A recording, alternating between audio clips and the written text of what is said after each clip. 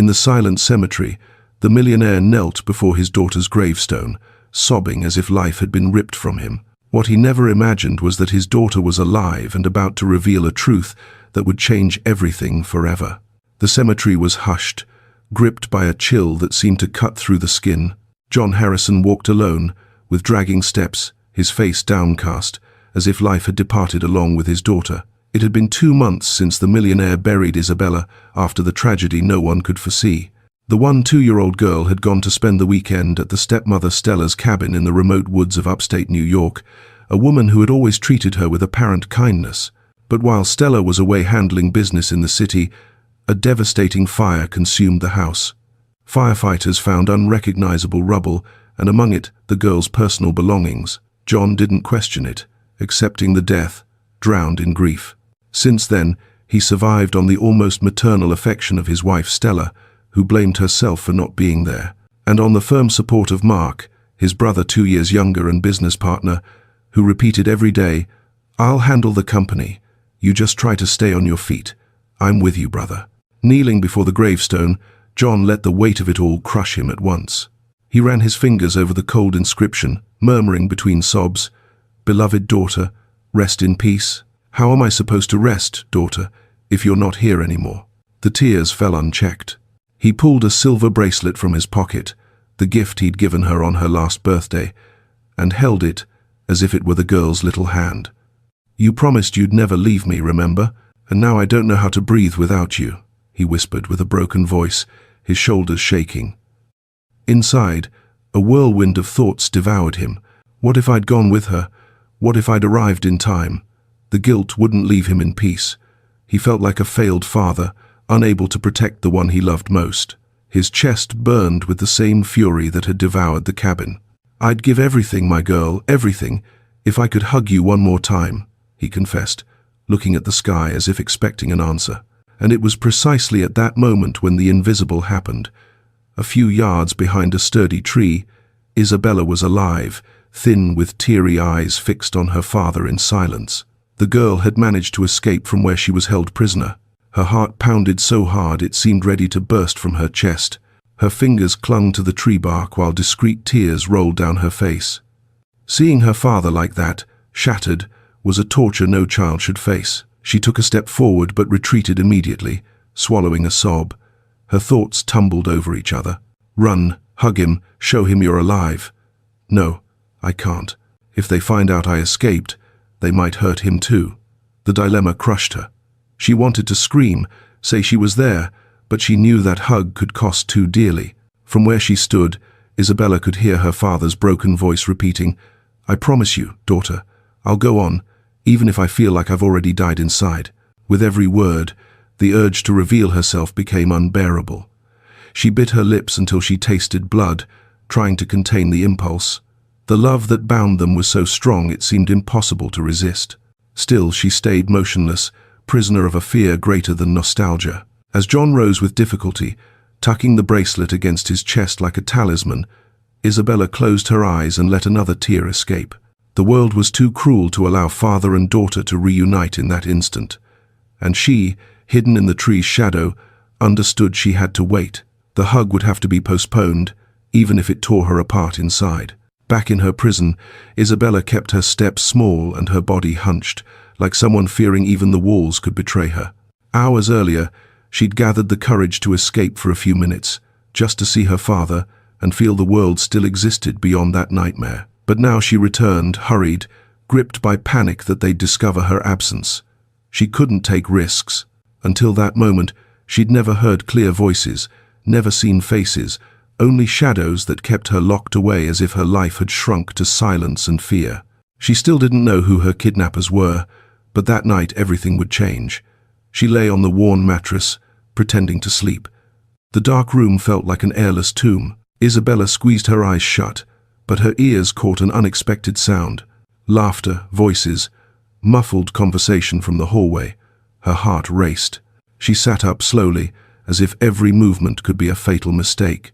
She slid her bare feet across the cold floor and approached the slightly ajar door. Yellowish light from the living room filtered through the crack. She drew closer, and the words she heard changed her life forever. "It's been 2 months already, Mark," Stella said with a venomous calm. No one suspected a thing. Everyone believed the fire. Mark laughed low, leaning back on the sofa. "And that idiot of your husband, how's he suffering?" "Crying like a wretch, believing his daughter died." If he knew the truth, Stella let out a cackle, raising her wineglass. "Well, let him cry. Meanwhile, the inheritance is starting to have a secure destination. I've already begun the process myself. The poison is taking effect little by little. John has no idea that every sip of tea I prepare brings him closer to death." Isabella felt her body freeze. Poison. She nearly lost her strength. Tears welled in her eyes uncontrollably. That sweet voice that had so often lulled her to sleep was now real venom. And across from her, Uncle Mark sat satisfied. "What irony, huh? He trusts you more than anyone, and you're the one killing him." "Brilliant, Stella, brilliant." The two laughed together, mocking like predators before a helpless prey. "He deserves it," Stella added, her eyes gleaming with pleasure. For years he boasted about being the great John Harrison. Now he's on his knees and doesn't even realize it. Soon they'll say it was a natural death, an unhappy coincidence, and we'll be the rightful heirs. Mark raised his glass in a toast, "To our victory and the fall of that poor fool." The toast was sealed with a passionate kiss that made Isabella clamp her hands over her mouth to avoid screaming. Her heart pounded wildly as if about to explode. Her head spun. They're my kidnappers." The stepmother and the uncle were behind it from the start. The revelation crushed her. It was as if the ground had vanished beneath her feet. The girl, who until then only feared shadows, now saw the faces of the monsters, people she knew, whom she trusted. The weight of the horror made her step back a few paces, nearly tripping on the creaking wood. The fear of being discovered was so great that her whole body shook uncontrollably. Isabella leaned against the room's wall, her eyes wide, sobs trapped in her throat. The desperation was suffocating. Her father wasn't just mourning a daughter who was alive, he was also drinking his own death sentence every day. "They're going to kill him. They're going to kill him, and I can't let that happen," she thought with her mind in turmoil. The crying ran hot down her face, but along with it sparked something different. A raw, desperate strength from someone who understood she carried a truth too big to silence. While in the living room the traitors toasted like victors, Isabella curled up on the mattress, feigning sleep, praying no one noticed her wakefulness. But inside, she knew her father's life hung by a thread, and only she, a scared, thin girl full of fear, could stop the next blow. The night stretched like an endless veil, and Isabella lay motionless on the hard mattress, her eyes fixed on the narrow window looking outside. Stella and Mark's words hammered in her mind relentlessly like a cruel sentence. "They killed my childhood, lied to my dad, and now they want to take his life too." Each thought was a blow to her heart. Her thin body trembled, but her soul burned with a desperation that no longer fit in her chest. She knew if she stayed there, it would be too late. The courage she never imagined having was born amid the fear. With cautious movements, she waited until the silence became absolute. The laughter ceased, the footsteps faded, and only the distant sound of wind against the windows remained. Isabella got up, approached the back window, and slowly pushed the rusted wood. The creak sounded too loud, and she froze. Her heart seemed about to explode. No noise followed. She gathered strength, breathed deep, and slipped outside, falling onto the cold grass. The impact made her bite her lips, but she didn't dare let out a whimper. She stayed on her knees for a moment, looking back as if expecting them to appear any second. Then she ran. The path through the forest was harsh. Every branch snapping under her feet seemed to betray her escape. The cold cut her skin, and stones hurt the soles of her bare feet. But she didn't stop. The love for her father was greater than any pain. "I have to reach him. I have to save his life. They've already started poisoning him." Her mind repeated like a frantic drum, and her thin legs, though shaky, obeyed the urgency. The early morning was long, the darkness seemed infinite, and hunger weighed on her. But nothing would make her give up. When the sky began to lighten, Isabella finally spotted the first streets of the city. Her heart beat even harder, and tears of relief mixed with sweat and exhaustion. Stumbling, she reached the entrance of John's mansion. The tall gate seemed impassable, but her will was greater than all. She gathered her last strength and pounded on the door. First softly, Then with more desperation, "Dad, Dad," she murmured low, without even realizing. Footsteps sounded from the other side. Her heart nearly stopped. The door opened, and there he was, John, worn down, with sunken eyes and a tired face. But upon seeing his daughter, he froze as if struck by lightning. His mouth opened silently, his hands trembled. "Isabella," the voice came out like a whisper, incredulous. She, without thinking, threw herself into his arms, and the clash turned into an explosion of emotion. The hug was so strong it seemed to want to stitch every piece of pain in both. John sobbed loudly, his beard soaked in tears, repeating non-stop, "It's you, my daughter. It's you, my God. I can't believe it." Isabella cried into his chest, finally safe, breathing that scent of home she'd thought lost forever. For long minutes, they stayed clutched, as if the world had vanished. But amid the crying, Isabella lifted her face and spoke between sobs. "Dad, listen to me. I didn't die in that fire because I was never alone there. It was all planned. Stella, Uncle Mark. They set the fire to fake my death." John held her by the shoulders, his eyes wide open, unable to process. "What are you saying?" "Stella, Mark, no, that can't be true." His voice was a mix of disbelief and pain. Isabella, firm despite the tears, continued, "I heard them, Dad. They laughed at you. They said 2 months have passed and no one suspected anything. And it's not just that. Stella's already started poisoning you. Every tea, every meal she prepares is poisoned. They want it to look like a natural death so they can take all your money. You're next, Dad."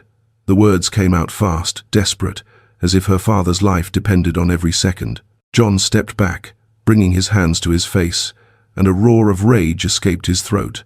The impact hit him like an avalanche. The man who for weeks had cried like a widower over his own daughter now felt the pain transform into fury. He clenched his fists, his gaze hardened, and the tears once of mourning were now of hate. "They'll pay. Both of them will pay for every tear I shed, for every night they stole from me with you," he said with a firm voice, almost a shout. He hugged her again, stronger than before, and added, "You did well to escape, my girl. Now it's us two, and together we'll fight." John paced back and forth in the mansion's study, his face flushed, veins throbbing in his temples. His hands shook with rage, but his eyes were fixed on his daughter, who watched him silently, still agitated from the escape. The weight of the revelation was crushing, and his mind spun in 1,000 directions. "My own brother, the woman I trusted with my home, my life traitors," he exclaimed, slamming his closed fist against the mahogany desk. The sound echoed in the room, but it wasn't louder than John's accelerated breathing. Isabella approached slowly, fearing her father might let impulse drive him to act without thinking. "Dad, they're dangerous. You can't go after them like this. If they know I'm alive, they'll try to silence us again," she said, with a halting voice, but firm. John breathed deep, ran his hands over his face, and knelt before her, holding her small hands. "You're right, daughter. I won't let them hurt you again, not if it's the last thing I do." The silence between them broke with a phrase born as a promise. John, looking into her eyes, spoke low, "If we want to win, we have to play their way. They think I'm weak, that I'm on the edge of death. Well, let's let them think that." Isabella blinked, confused. "What do you mean, Dad?" He smiled bitterly. "I'm going to pretend I'm dying. I'll give them the victory they crave until the exact moment to snatch it from their hands." The girl felt a shiver run down her spine. It was risky, too dangerous, but seeing the conviction in her father's eyes, she couldn't refuse. "And me, what should I do?" she asked softly. John squeezed her hands and replied firmly, "If they notice you've disappeared again, they'll suspect and probably come after you, maybe finish what they started. I can't risk your life like that. You need to go back to where they're keeping you and stay there for 1 more week. That's the time I'll pretend to be sick until I die. After that week, escape again and meet me at the old iron bridge in Central Park in the afternoon, exactly at the spot where the old plaque is cracked. Understand?" A spark of complicity began to grow between them, an alliance forged in pain. Sitting side by side, father and daughter started sketching the plan.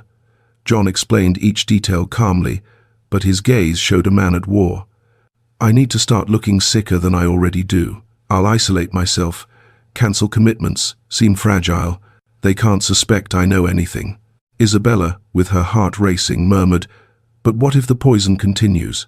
He caressed her face and replied, "I won't touch anything from their hands, not even a glass of water. From today, they think they have me in their grasp, but we're the ones pulling the strings."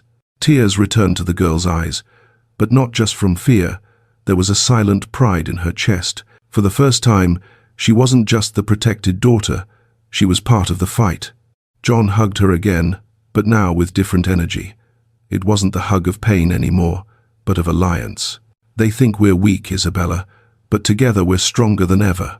In that stifling room, with no witnesses but the walls, a pact was born that would change everything. Father and daughter, united not just by blood but now by the thirst for justice, pain gave way to strategy. The morning transformed into fire, and as the sun rose through the window illuminating them both, it was clear the traitor's fate was sealed.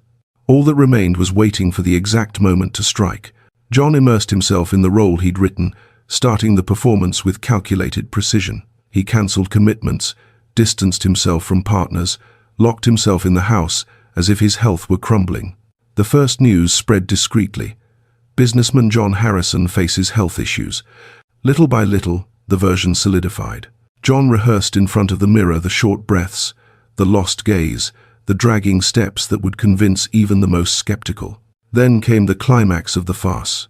Headlines spread across radios and newspapers. John Harrison dies, victim of cardiac arrest. The country shuddered. Partners, clients, even rivals were caught by surprise.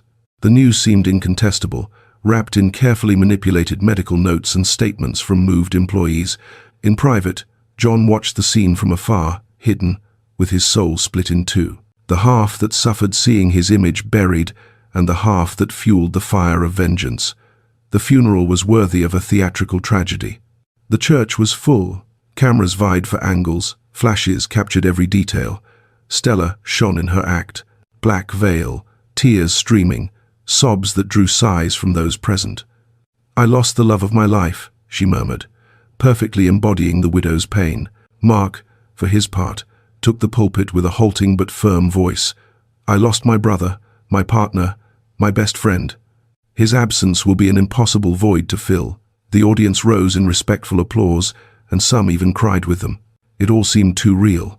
Hidden in a nearby car, John watched from afar with a churning stomach. He saw Mark take Stella's hand with a nearly complicit gesture, and that confirmed his farce was complete, but also revealed the arrogance blinding them.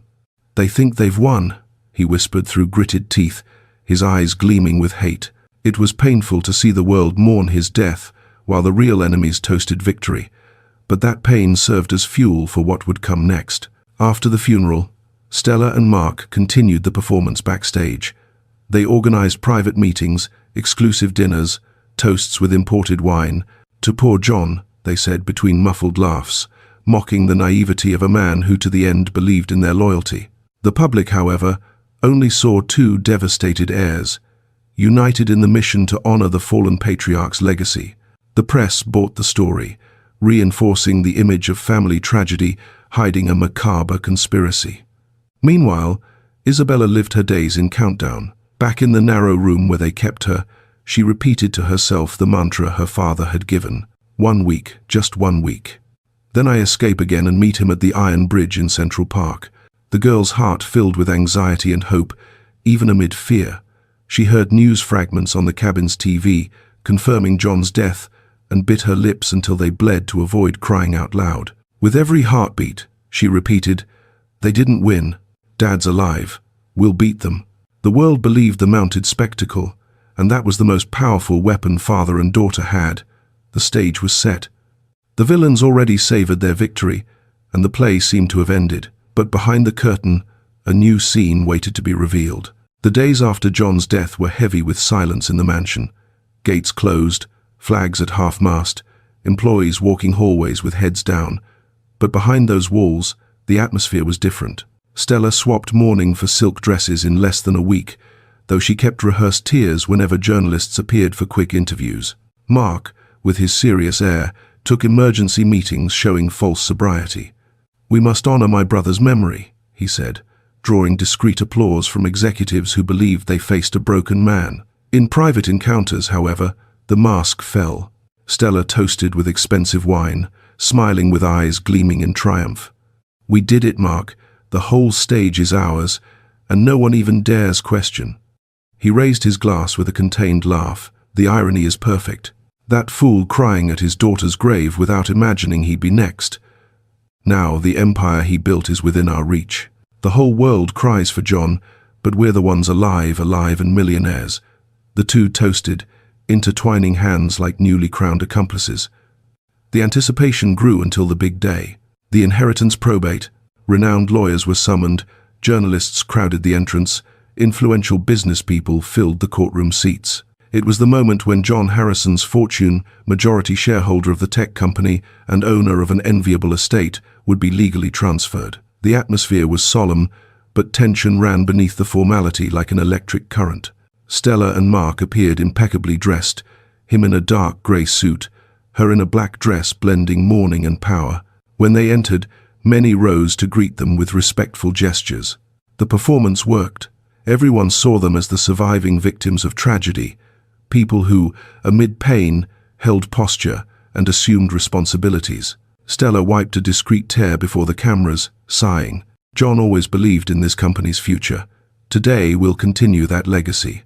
The speech rehearsed in the mirror drew moved looks from some lawyers and flashes from photographers. Mark, with firm voice, added, "It's what my brother would have wanted." The ceremony began. Papers were placed on the central table, and the judge presided with neutrality. Each signature was like a symbolic hammer, consolidating the theft they believed perfect. Stella leaned to write her name with elegant script, smiling sideways. Mark held the pen with the firmness of someone feeling like world owner. Each stroke on paper sounded like a victory celebrated in silence. The audience watched in respectful quiet, some commenting among themselves on the widow and surviving brother's resilience. "They're strong," murmured one executive present. "They lost so much and still stand firm. If only they knew the truth. If they could see beyond the curtains, they'd see every tear was rehearsal and every gesture a farce." But to all eyes, this was the coronation moment. The Harrison empire now had new owners. When the last page was signed, the judge rose and declared the inheritance officially probated. Stella closed her eyes briefly, savoring victory, and Mark squeezed her hand discreetly under the table. "It's over," he murmured, with a satisfied smile, escaping control. They believed they were at the top, untouchable, celebrating an impeccable plan's triumph. The courtroom was steeped in solemnity, lawyers gathering papers, business people murmuring, journalists sharpening pens for the day's story. The judge wrapped the ceremony with normalcy airs. Stella sat like a haughty widow, letting a calculated sigh escape, while Mark, upright in his chair, already behaved as the new family pillar. Everything seemed consolidated, a closed chapter, until suddenly a boom made everyone's hearts race. The courtroom doors burst open violently, slamming the wall with force. The noise thundered. Papers flew from tables, glasses spilled, and the whole room turned to the entrance. The air seemed to vanish when John Harrison appeared, walking with firm steps, eyes burning like embers. At his side, hand in hand, Isabella, the girl presumed dead, crossed the aisle with head high, tears shining in her eyes. The shock was so brutal that a deafening murmur invaded the place. Cries of disbelief, cameras firing non-stop, people rising from chairs in panic. Stella let out a choked scream, bringing hands to her mouth like seeing a ghost. This is impossible," she stammered with trembling lips, her body leaning back in the chair. Mark went livid, sweat beading on his forehead. He tried to stand but nearly fell, clutching the table to avoid collapsing. "It's a trick! It's a farce!" he yelled with panicked voice, seeking support with his gaze, but no one responded. All eyes were fixed on them with a mix of horror and revulsion. John took the microphone, his face gripped by a fury he'd never shown publicly. His voice, laden with indignation, echoed in the room. "For 2 months, they mourned my death. For 2 months, they believed my daughter was taken by tragedy. But it was all just a repugnant performance, planned by the woman I called wife and the brother I called blood. The audience exploded in murmurs and exclamations, but John raised his hand, his voice rising like a roar. They planned every detail, the fire, my daughter's kidnapping, even my death with slow, cruel poison that I drank, trusting those treacherous hands. Stella stood abruptly, her veil falling from her face. Lie. That's a lie. I loved you, John. I took care of you. Her voice was shrill, desperate, but her eyes betrayed fear. Mark also tried to react, shouting, "They made it all up. This is a show to destroy us." But no one believed them. John advanced toward them, his voice heavy with pain and rage. "You mocked me, laughed at my pain while I cried at my daughter's grave, used my love, my trust to try burying me alive." Isabella, her face soaked in tears, approached the microphone. The girl seemed fragile, but her voice cut the room like a sword. "I was there. They locked me up, kept me hidden. I heard them celebrating, laughing at my dad. They said they were going to kill him too, to take everything. They don't deserve mercy." The impact of her words was devastating. Some present began shouting in revulsion. Others rose indignant, and journalists rushed to record every word, every tear from the girl. On the screens, documents, audios, and images began appearing, evidence gathered by John and Isabella, including secret recordings from a hidden camera in the cabin that captured their confessions. Stella tried to advance, shouting, "This is manipulation, it's a lie," but was restrained by approaching police. Mark, pale, still tried excusing himself. "I'm innocent. It's her, that woman. She invented everything." But the audience saw no innocence, only exposed monsters. The room that minutes earlier applauded them now booed, pointed fingers, and some chanted for immediate prison. John, gripped by betrayal's pain, faced them like staring into an abyss. Tears streamed, but his voice came firm, laden with fire. "You stole my nights of sleep, robbed my peace. You nearly destroyed my daughter. Today, before everyone, you'll be remembered for what you really are. Murderers, thieves, traitors." Stella screamed, trying to escape the cuffs. Mark trembled, murmuring senseless apologies, but it was too late. The whole room, witness to one of the greatest farces ever seen, now assisted the two's public fall. Cameras broadcast live. The crowd outside began shouting indignant, and John Harrison's name returned to life stronger than ever. In the Chaos Center, hand in hand with Isabella, he stood firm, gaze hard fixed on his enemies. The return no one expected had become the definitive destruction of the lie. The room was still boiling when police led Stella and Mark away in cuffs under booze. Journalists shoved microphones. Cameras captured every tear, every scream, every detail of the two's fall. The public, shocked, couldn't process such a revelation. But for John and Isabella, that scene no longer mattered. The external chaos was just a distant echo against the internal whirlwind they lived. Leaving the courthouse, father and daughter entered the waiting car, and for the first time since reuniting, they could breathe away from the world's eyes. Isabella, exhausted, rested her head on her father's shoulder and fell asleep, eyes still damp. John wrapped his arm around her, feeling the weight of responsibility and at the same time the gift of having her alive. Back at the mansion, silence welcomed them like an old friend. It was no longer the mournful silence of invented death, but of a home waiting to be restored to its rightful state. John opened his daughter's room door, and time seemed to stop. The space was intact, as if the months of absence had been just a nightmare. The dolls were still lined on the shelf, books rested on the desk, and the blanket folded on the bed seemed to beg Isabella to lie there again. John observed each detail with teary eyes, running fingers over the furniture like touching a living memory. Isabella entered the room slowly, almost disbelieving. Her feet glided over the soft carpet, and she touched each object as if needing to confirm they were real. She took one doll in her arms and hugged it tight, letting tears fall. "I thought I'd never see this again, Dad," she said softly, with a tight throat. John approached, knelt before her, and held her face gently. "I thought I'd never see you again, daughter, but you're here, and that's all that matters." The girl, tired of so much fear and struggle, finally allowed herself to surrender to safety. She climbed into bed, pulled the blanket over herself, and in minutes her eyes closed. John stayed seated beside her, just watching the peaceful breathing he'd longed to see again. His chest, once a battlefield of pain, now filled with a new, fragile but real peace. He ran his hand through her hair, murmuring, "Sleep, my girl. I'm here now. No one will take you from me again." In the living room, the phone rang non-stop. Journalists, lawyers, friends, and curious wanted news of the scandal. But John didn't answer. For the first time in months, nothing had higher priority than his daughter sleeping at home. He walked to the window and watched the moonlit garden. The night's silence was a balm, a truce after weeks of storm. Deep down, he knew the coming days would bring challenges, dealing with the press, restoring the company, facing betrayal's ghosts. But in that instant, he decided the future could wait. The clock marked late night when John returned to the room and reclined in the armchair by the bed. He closed his eyes but didn't sleep. Each sigh from his daughter sounded like music. Each movement was a reminder that life still had meaning. The past wouldn't be forgotten, but now there was something greater, the chance to start over. "We won, Isabella," he murmured softly, though he knew the battle had cost dearly.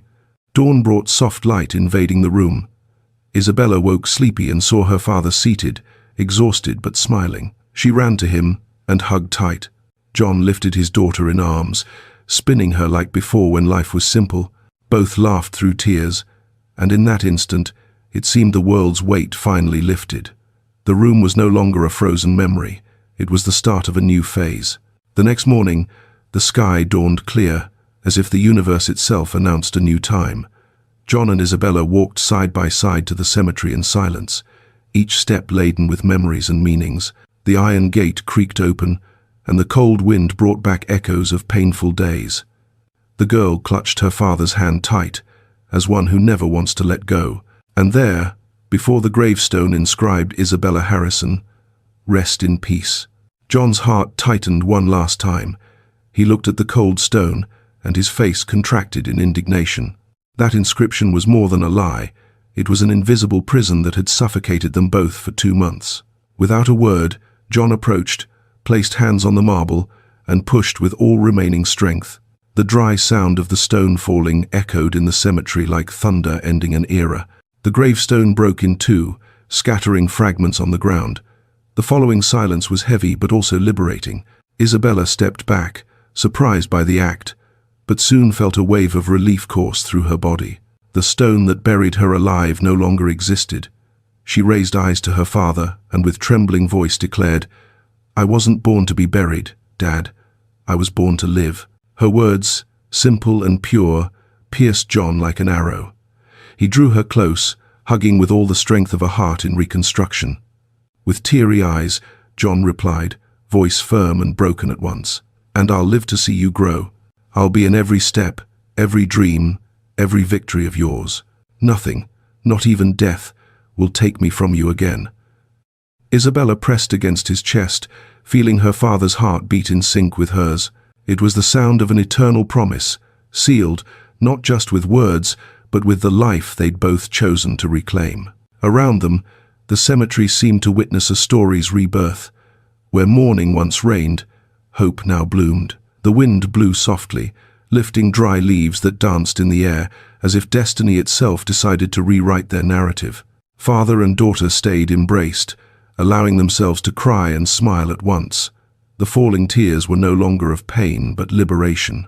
John lifted his face and contemplated the horizon. There were wounds time would never erase.